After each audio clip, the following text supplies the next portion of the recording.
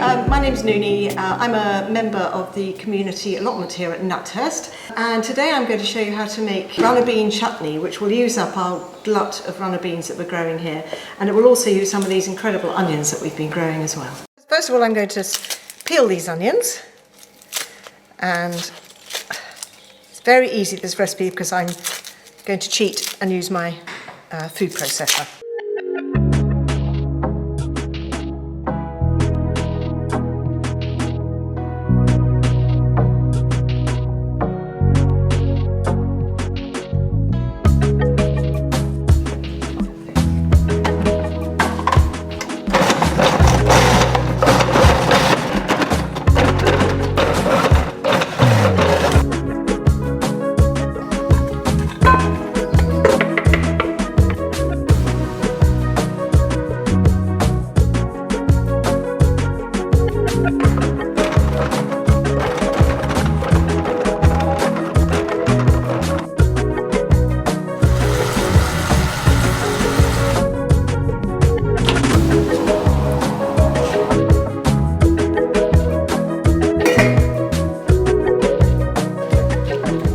So I'm just going to bring the onions and the beans up to the boil, salted water.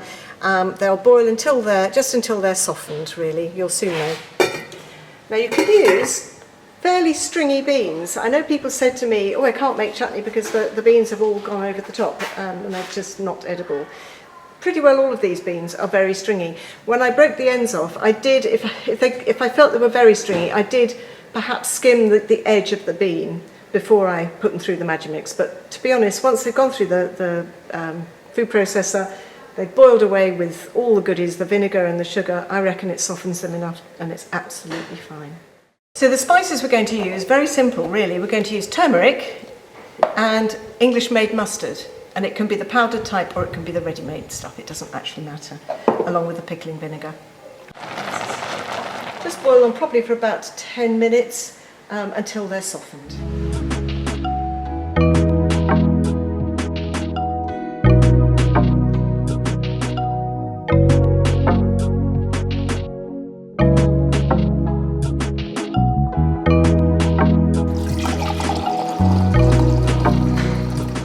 So now I'm going to add 1 1/4 pints of this spice vinegar, which is about 800 millilitres, because I'm going to add another 1/4 pint soon.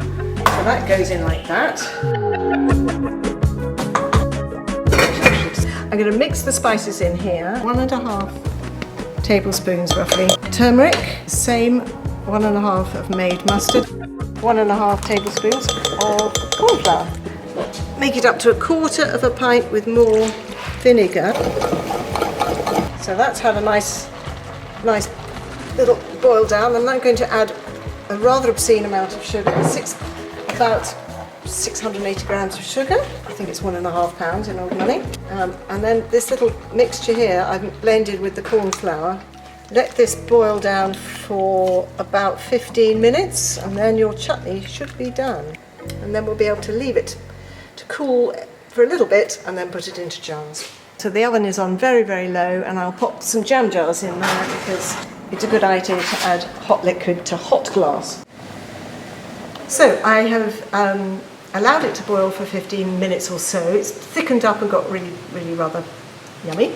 And I've let it rest for a few minutes. The jam jars are warm. They've been in a warm oven for 10 minutes or so, not hot but warm. And now I'm just going to pot it up. It's as simple as that, really.